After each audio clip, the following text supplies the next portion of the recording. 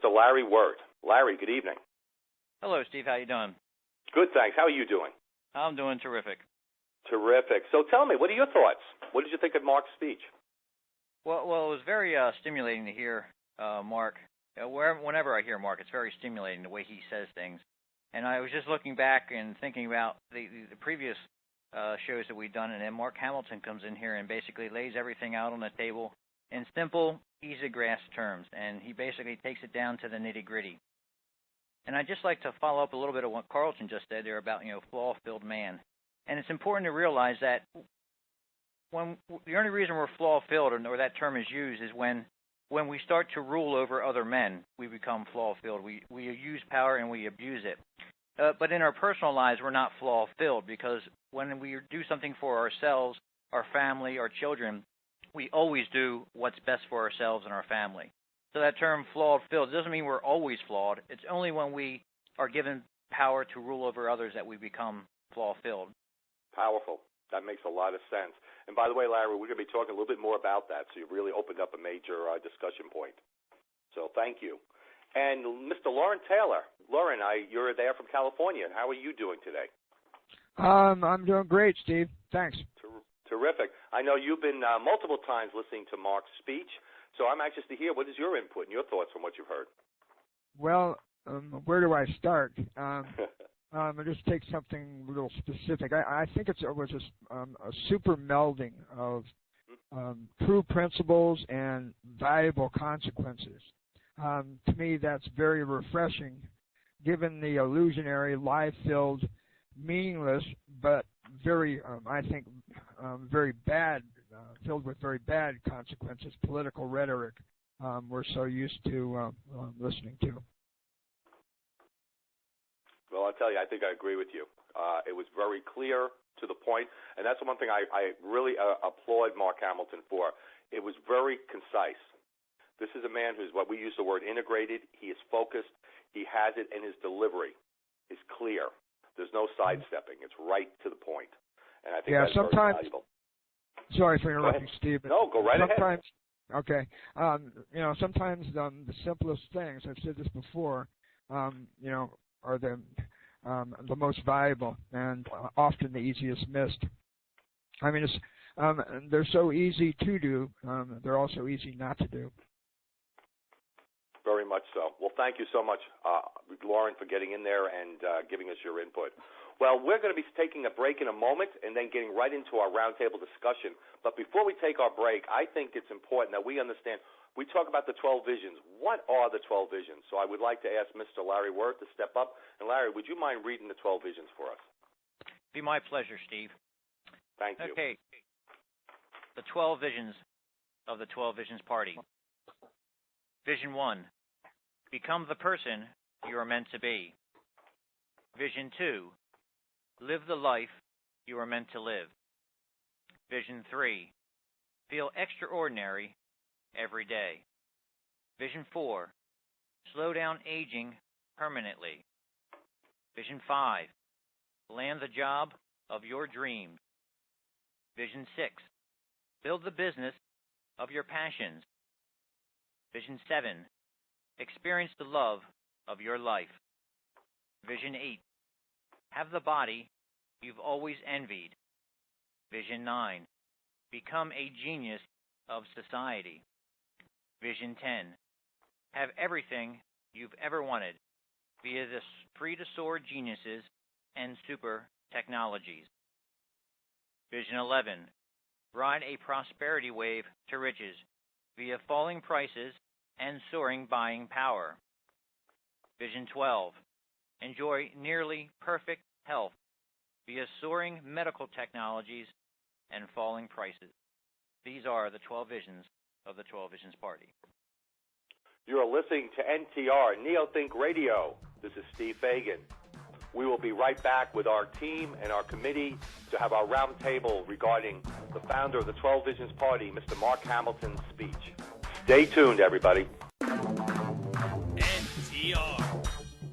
It's a new way of thinking, my friends. It's Neothink. Phone member services at 1-800-480-2336 or visit neothink.com. NTR is always on the search for quality products and services for our staff. And for you, our listeners, one of those products is ManaV. Since 2005, ManaV has been a leader in the health and wellness industry. ManaV is a convenient beverage. Just 2 ounces a day and you'll feel the difference. Learn more about this amazing product. Contact Mike Sunderoff. Go to our website, ntrtalk.com, and click on the banner of the bottles of ManaV. Cheers. NTR. Neothink Radio Network. Visit neothinkradio.com. Well, we're back. I'm glad everybody's with us because we're going to get into a very powerful roundtable discussion.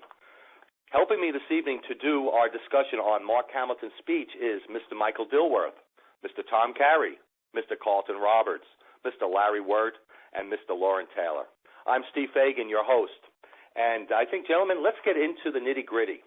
What I'd like to start this evening is, and gentlemen, come on, get in there. I want to, let's have our stimulation. Let's have our spirit going here.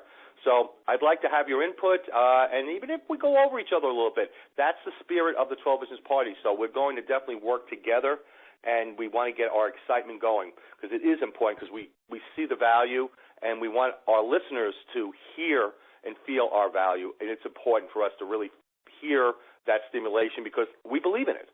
So we never have to be embarrassed to kind of say, maybe I'm pushing over a little bit over the edge, because you're not, because it's about us moving forward and the feeling we have as we move forward. So without further ado, let's get started. And I think the question I want to ask the gentleman is the rule of man. Mark brings up man-made law versus natural law. He says is a fatal disease that needs to be eradicated to save our society and the world. That's a pretty powerful statement. Does anybody have any comments who would like to elaborate further more about that? Yeah, Steve, I'll jump in here. This is Larry Wirt. Go right ahead, Larry. Yeah, when Mark talks about the rule of man, I think it's important for us to realize that when our founding fathers were drafting the Constitution, they knew what the rule of man was. They lived under a king. Now, our government, we do not have a king. We have a president who's part of the executive branch. We have a legislative branch and a judicial branch. But over the years, those separations of power that were designed in there have basically disappeared. And when we talk about the rule of man, we're talking about the rule of government, the ruling class, and how they basically have, over a long period of time, they've done it slowly, they basically are telling us how to live our lives, how to spend our money, how to save our money, and for those in business, how to run the business. And basically, we want to take it back to where there's no longer rule of man. Man does not make up the law. Man does not interpret the law. Because as we said before, all men are flaw-filled when it comes to ruling over others. And that's an important point to realize, that when we speak of rule of man, we're talking about the ruling class of our current government. It's a very good point. Larry, I'm glad you brought that up because that is what our current ruling class is. It is man. It's the flaw-filled man. And again, as Mark addresses, we need to go back to the prime law. We need to go back to what nature told us, where to go with this when it came to the basis of nature. And, everybody has a right to prosper and live happily. And people should not be told what to do and what not to do. There are specific rules that we abide by and we work through, and it's not they have the rule of man in there, and that is such a very powerful factor, and it's a great way to start as we move forward. Really, look at man, look at the flaws, look at the situation where the issues are, and go back to what nature says. Go back to the basics. Does anybody else like to jump in with some more comments? Yes, Steve, this is Carlton Roberts. Yes, Carlton. I think it's very important, as you mentioned, in regards to what's really going back to the prime law.